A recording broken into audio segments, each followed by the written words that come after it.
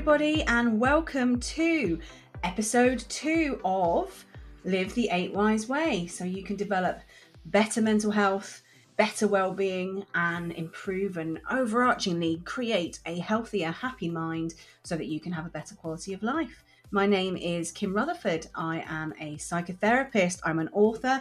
I'm now a podcast host, and I'm also the person who developed the 8 Wise model, which is what we are talking about in this podcast and how you can use it to take control of your mental health and give yourself some tools and a framework to be able to use, whether you are using it for recovery or a prevention method as well. And today, we're talking about regulating your emotions to control your mind, meaning how do we regulate our emotions so that we can boost our emotional wellness and start living a healthier, happier way. Nice and simple today. So, as I said, my name is Kim Rutherford. If you are wanting to listen to this podcast from the perspective of using it as a therapeutic tool for yourself and a therapeutic model, then you might want to click on the subscribe button so that you know when each episode is coming out. It means that you can also prepare yourself for that episode, because if you go to my website, www.8wise.co.uk, you will find so much free resource there to help you. Tools and techniques are there to help you to improve your wellness and well-being using the 8 Wise model. So if you subscribe, you will know. And again, if you're wanting to use some of those tools alongside listening to the podcast, then you can also access the book from any major online store that sells books, no matter where you are, around about 300,000 places on the globe. So you can always do that, or you can head to the website again where you can buy the book and the journal and the planner and the pocketbook as well. And all of those items have different tools and techniques to help you to improve your wellness and well-being. And just a little bit of info for you. If you head over to my social media, so the handle is pretty much at 8Wise for everything in one way or another, you will find there is a competition happening as we speak right now, a competition for you to be able to win the full resource pack. Now, that full resource pack is the 8 Wise Ways to a Healthier, Happier Mind book, which they are calling the Mental Health Manual for the Modern World. Love that. You can also get a free copy of the 12-week journal, so you can start to set yourself some goals that you want to achieve in the next 3 months. You will also win, you will win a hard copy of the 12-month planner. So it gives you lots of tools and resources again over the next 12 months so that you can really start living the 8 Wise way. And I'm throwing in the pocketbook as well. So it's a full package, the full 8 Wise package, available via competition now. Just head over to the social media sites and they will tell you all of the details. And I look forward to finding out who those winners are very, very soon. And before we start this, I've got to do a big shout out to Mossley Hill Rugby Club. The Mossley Hill guys do an awful lot with regards to men's mental health in the community, and they are big fans of the 8 Wise process and using 8 Wise for themselves. So just want to say a big hello and a shout out to those guys, because they will never forgive me if I do not. But we're cracking on, guys. Today we're talking about regulating your emotions to control your mind. And if you remember from the last episode, I was talking about we start with the foundation dimension. And foundation dimension, element 1, is your emotional wellness. So emotions, we've all got them. They just happen. And a lot of the time when it comes to understanding the language of emotions, people tend to get it very confused between what are emotions, what are feelings, what is a mood. And so I think it's probably good to start right there. What is emotions, what are feelings, and what are moods? Okay, so hopefully this will help you be able to identify the difference in yourself moving forward. So number 1, let's have a look at emotions. So emotions are a chemical reaction to things that happen to us. They are instant. They happen within approximately 6 seconds of us being involved in a situation. So it is very difficult to have full control over your emotions. We experience them very, very quickly. And they, as I said, they come in 6 seconds. So they're very short, they're very sharp, they're very intense. Then what happens as we start to put the logical side and the thinking processes to those emotions, we start to create a feeling. And that feeling is then, it's bigger than that emotion. It lasts longer and it can have a mental effect and a physical effect on us. So emotions are short and sharp. We add that thinking process to everything. Whenever we start to add logic to things, that creates a feeling. We experience the feeling mentally and physically. And what that can then do is trigger a mood. Now, if an emotion can happen really quickly, a feeling can happen really quickly as well. We can't necessarily manage the emotion in the moment, but when it develops into a feeling, we can learn to understand it. And through that understanding, then we can start to learn how to manage the feelings and then the emotions longer term. But if what then happens is potentially is those feelings can stay with us for a lot longer and they can start to trigger things like negative thinking patterns and thought processes, and they can stay with us for a lot longer. And it's when they stay with us for a lot longer and they start to have that negative impact on our thought processes and our overall feelings, that's when it's generated into a mood. And these can be incredibly uncomfortable for us. And so what happens is if we are experiencing emotions and feelings and moods that are uncomfortable for us, it is very common practice for us to suppress them in some way so that we don't have to feel them in the moment. And what that means is we ignore them. We basically ignore them. We shove them down. We push them in a box somewhere else deep inside of us. And we tell ourselves that we'll either come back to them later or we never want to see them ever again in our lives.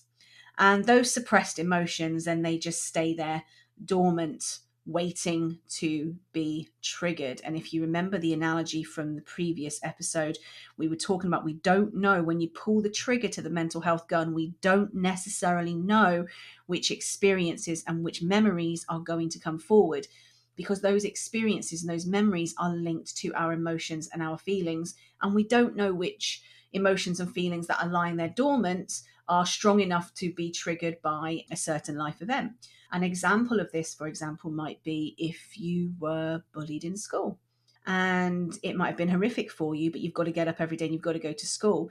And it's very common for us to suppress how that really makes us feel. And especially when we've left school, for many of us, we've suppressed it so deeply, we just crack on with our lives and it doesn't play a part in our lives anymore, we think. But then what might happen is we might then go to work and we might experience something in work one day, the way that somebody speaks to us, the way that somebody behaves around us might trigger a memory linked to those bullying moments. And that then what that does is not just trigger the memory, it triggers the emotions, it triggers the feelings, and it can create a new mood from them. And so that's an example of how really our emotions and our feelings and our mood, if we never give them an opportunity to be processed, and by processing them, we work through them and move forward from them, they stay there within our subconscious mind, dormant, waiting to be triggered by your new life events. Which is why sometimes you might experience, it might be a friend, family member, a loved one, when you think they've just overreacted to a situation. And sometimes it's not that they're overreacting to that situation, is that what's happened is they're reacting to that situation with their current emotions, but it's also triggering dormant, deeper feelings and emotions that they may have been suppressing for a longer period of time. So you see the cherry on the top when actually they've got the entire ice cream bowl full of stuff underneath it and everything's coming to the surface at once. So it's really important to be able to manage your emotions. And by manage them, I mean, as I said, because it happens so quickly in the moment, you don't have much control in the moment. It's about being able to assess and analyze the emotion when it becomes the feeling. So you can then understand, well, what caused this? What has triggered this? What life event, what challenge, what problem today has made me feel like this and trigger that particular emotion? Because when you know what it is, then you know how to address it. You then know how to problem solve it. You then know how to work through it. You know how to free yourself from that emotion and the feelings and the moods that can come from them. And emotions get a bad rep, really, especially in the world of work. It's been said for a long time, when you leave your emotions at the door, people are over emotional, which is, it's a concept I've never really understood, because what's the opposite of over emotional? Under emotional. You never hear anybody say that, do you? You hear people say, oh my God, you're emotionless, but nobody is. It's just that people share their emotions in different ways. And some people struggle to share their emotions, and some people find it really easy, and some people can't find the words, and some people are struggling to understand how it affects their body, that they can't put it into any words whatsoever. But it's important to be able to own your emotions, accept your emotions, and work through them and not be scared of them, because ultimately, emotions are messages. They're messages telling us that something is affecting us in a certain way. And those messages help us to navigate the world around us and the relationships that we're in and achieve the things that we want. So, being emotionally well means that you're able to regulate your emotions and then control the effect those emotions have on your mind, and in fact then have on your body too. Now, one of these ways, as I said, because emotions get a poor rep, what you tend to find is people will argue the emotions world versus the logical world, when really emotional regulation is about utilizing both of them effectively to create what I call true wisdom. Is where the concept of wise in my model comes from, this ability to manage these mindsets. So you have on one side your emotional mindset, you have on the direct opposite side your logical mindset, and in the middle you have your wise mindset. And the concept being, when emotional and logical are balanced, then we are at our best, we are at our strongest.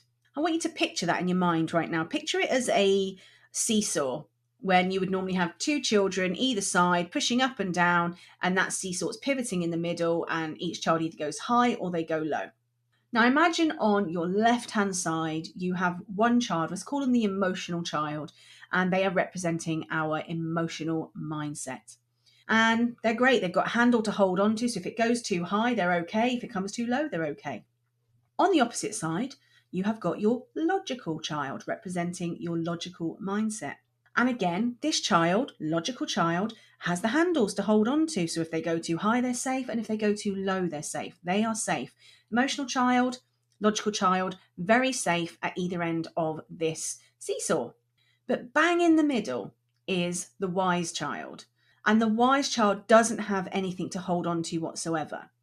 And so your job in life is to keep the wise child safe, to keep your wise mindset fully active. So what this means is when your emotions are too high, you spring up into the air. That emotional child is high up in the air, and the logical child is right down on the ground and they can't move. And because of that swing being so dominant, the wise child in the middle of the seesaw has fallen off. Now they've broken some bones, not having a great time at all. Now, if it goes the opposite way, we're in the same situation. We've got suddenly your logical child is flying into the air and your emotional child is sat there firmly in the bottom of the other part of the seesaw. And again, that wise child that was sat safely in the middle to start with has now fallen off and has damaged themselves greatly. This is just a representation of what happens when we choose, actually, I only want to use my logical mindset, or I only want to use my emotional mindset. It's about how those swings create an incredible turbulence, and that turbulence can cause some of that chaos that we feel in our mind. And the key to it is when we're being highly logical, we need to increase our emotional mindset to create the wise mindset. We need to get the balance.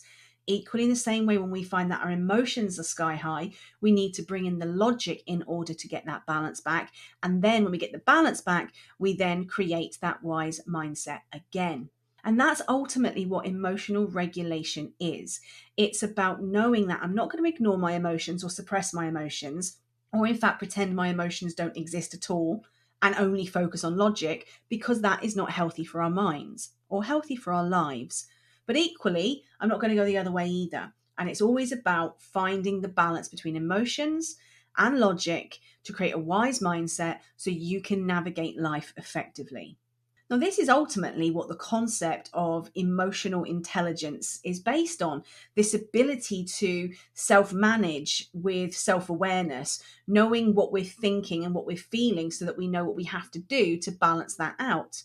But also then, if we understand ourselves and how we respond to things, we then develop more empathy towards others, meaning that we can then provide balance when someone else might be experiencing high emotions or high logic, and help them to develop a wise mindset as well. So emotional intelligence is very much about getting the balance between these two core areas of emotion and logic so that we can work ourselves out and navigate this world with our most wisest of minds, our wisest of eyes, clearer cognitive function. So it's important to be able to start that process by being able to understand why you feel the way you do, why you're responding with that particular emotion, and what that really represents, what that really means. What is it triggering for you? Why is it triggering it for you? And have you got some dormant issues that you've not yet worked through? And so on the website, as always, there's lots of free resources there for you. But one of the resources, and this is in the book as well, I would recommend you use is the emotions wheel. And the emotions wheel provides you with 3 tiers of emotions, all based in a wheel shaped, a bit like a dartboard. In the middle, it's your basic emotion. And then you've got your 2 tiers outside of that that really start to pinpoint this more specific emotion. And when I say specific, it's mainly because what happens is it can be quite overwhelming when we feel something that's so strong and when we have these intense emotions come so quickly. We tend to jump to what I would call the umbrella emotion to express how we feel. Anger, for example, is one of those. But actually, within anger, there's lots of different emotions. And it's really important to be able to almost sieve out the ones that it isn't and really be able to pinpoint the specific emotion feeling that you're experiencing.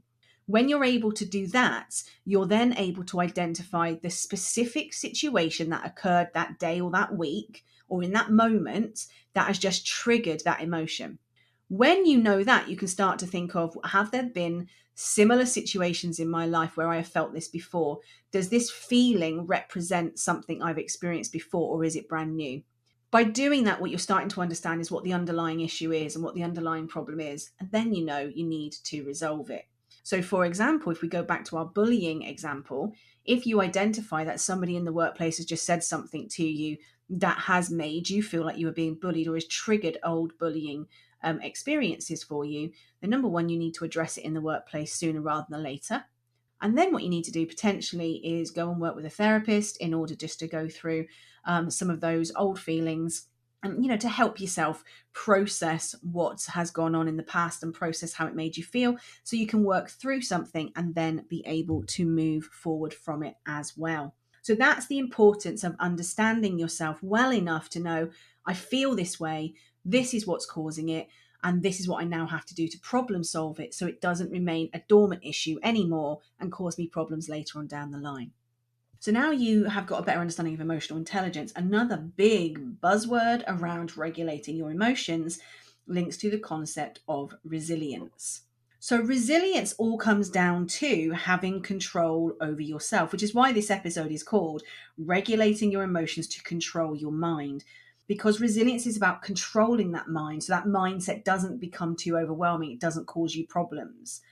And it means having the ability to manage your responses to certain situations. So that means managing your responses linked to life events and the things that happen to you, as well as being able to manage your responses with regards to people and how people can trigger you. They're 2 different points, but crikey, can they both affect us and impact us in a big way.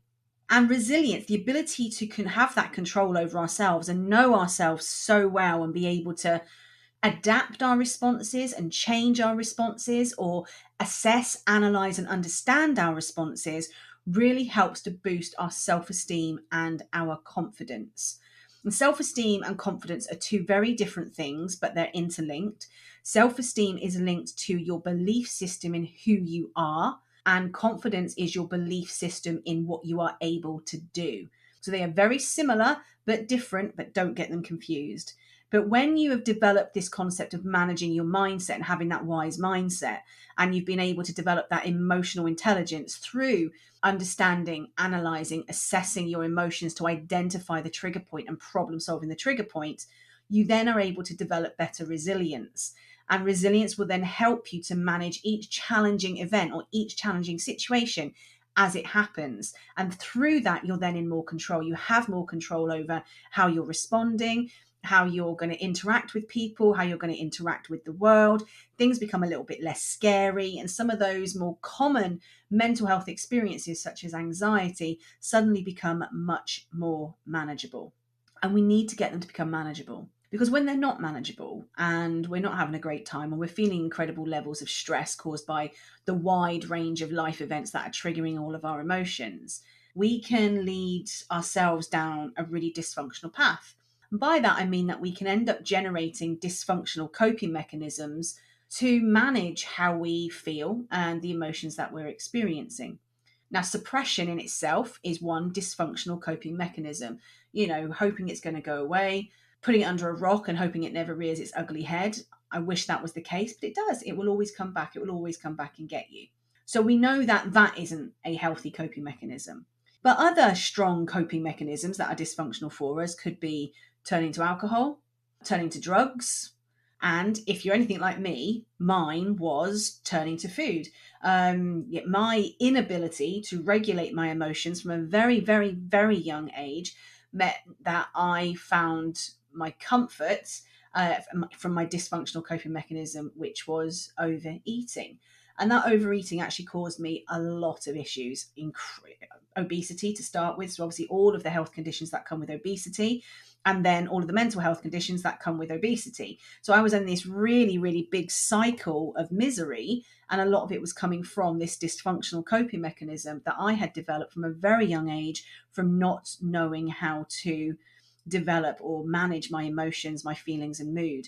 And for a very long time, I was under the impression that my resilience came from the fact that I ignored my emotions and I suppressed my emotions, when the truth was I wasn't being resilient in any way, shape or form. I was just suppressing them, and they all came, and as I said, they came and showed their ugly head when I went from stress to burnout to anxiety to depression, and then that led to agoraphobia. And that happened very quickly. It doesn't take very long when all of those emotions, those dormant feelings, those dormant emotions suddenly flow up really quickly. It doesn't take long to grab hold. So it's really important to be able to understand yourself from the perspective of, who am I? What experiences have I had? How did those experiences affect how I feel about things and the emotions that I experience? How quickly am I aware or allowing myself to become aware of what those feelings are? And what tools and techniques can I put in place that are more a functional coping mechanism that allow me to balance my emotions with my logic and use my wise mindset to problem solve everything that I'm experiencing at the core of that issue? And that is what I highly recommend you do. So if you've already gone and done your evaluation with regards to emotional wellness, you're either going to be a score of a 1 to an 8. If your scoring, I would say, is in like under 5, you want to start looking at your emotional regulation and improving your emotional wellness as soon as you possibly can. If you're listening to this podcast and you are following the book, then you can go to pages 95 in the book, which explains emotional wellness in a little bit more information, a little bit more detail. And if you're wanting to use the tools that help you to develop your emotional wellness, then you can head to page 251, which is where those tools that are specific with regards to developing your emotional wellness sit. And if you want to access those in a Word format that you can print off and actually almost create your own folder of all of this, all of the resources that you're going to complete, then you can also go to the website, which is 8wise.co.uk, look for the free downloads tab, and it will have all of those free downloads in there as well. So the emotions wheel will be in there in a bigger format. There's some information in there on the wise mindset, and there's some other tools and tips in there as well to help you develop your emotional wellness. And again, it's important to develop your emotional wellness because our emotions are triggered through anything, and our emotional wellness triggers any of the other 7 elements of the 8 wise model. So if you're able to regulate your emotions, you are going to feel better. You are going to feel more confident in who you are. You are going to feel that you are able to handle anything that life throws at you, that people throw at you, the situations you experience, you become in control of. By regulating your emotions, you actually prevent worst case scenarios happening with regards to your mental health. And therefore, regulating your emotions is not only a recovery model when you are experiencing mental health issues, which you will need to learn to do. You will need to learn to regulate those emotions if you are going through recovery. But by learning to do them before your health or your mental health deteriorates means that you're doing it from the prevention perspective as well. And if you remember, the main stats with regards to mental health are 1 in 4 people experiencing a mental health issue, such as anxiety, such as depression, for example, in any given 12-month period. But the scariest stat is the fact that 3 in 4 people are therefore at risk of developing a mental health issue. And if you don't put prevention tools in place, then your mental health will deteriorate. And as I said, just like it did with mine, it can deteriorate very fast, very quickly, and coming back from it can be a difficult process. Great news is you've now got 8Ys on your side that can help you with prevention and with recovery. So if you are somebody who finds emotions uncomfortable, if you are somebody who finds that you suppress your emotions because you're scared of what they might be, you're scared of what they might be telling you, then what I would say is this is one of those times when you face the fear and you do it anyway. They are just messages. Learn to read the message, learn to understand the message, learn to understand what it's telling you, and use it to your advantage. Use it to benefit you. Use it to improve your mental health and well-being. And by doing that, you improve your overall emotional wellness as well, which means you improve all 8 elements of the wellness spectrum that is outlined in the 8Ys model. Because as I explained in episode 1, if one of these elements is triggered, they have a knock-on effect to all of the others. They create a chain reaction. And so protect your full wellness spectrum, you need to be able to manage this one first, regulating your emotions to control your mind for a healthy, happier life, for a better quality of life, for better overall health. So thank you for listening. I hope you found episode 2 interesting and you're starting to understand yourself with regards to your emotional wellness. If this is something you want to continue with, then I recommend you hit that subscribe button so you know whenever the new episode comes out straight away, but you also then know what you need to prep and where the book is and where everything on the website is, so you can actually get that ready for when you want to listen to the next episode and work alongside everything. If you don't yet have the book, then again, you can go and access the book from any major online bookstore, as well as directly from the 8Ys website as well. And you will find on there is the book in both paperback and hard copy. There is the paperback journal, 12-week journal, a paperback and hard copy 12-month planner, and a paperback pocketbook as well. And of course, there is a Kindle version of the book too, if you are a Kindle lover, and I am a Kindle lover myself, so I am with you on that. If you don't want to pay for them and you want to give the competition a go, then head over to all of my social media spaces, so Facebook and Instagram and LinkedIn and anywhere that you can get me on social media, and it's usually at 8Ys. It's either at 8Ys Kim or at 8Ys Therapy or at 8Ys itself. You will find details with regards to the competition where you could win the full package of books, the full resource. So you've got the book, you'd have the journal, you'd have the planner, and you'd have the pocketbook. So you have got the entire process of how to live the 8Ys way. So head over there and find out more information from social media on how you can win that brilliant, brilliant package. So again, thanks for listening. This was episode 2, talking about regulating your emotions to control your mind. And our next session, we move on to the second element to the foundation dimension of 8Ys, which will be physical wellness. So I hope you will be joining me then. I look forward to chatting to you more. Take care and bye for now.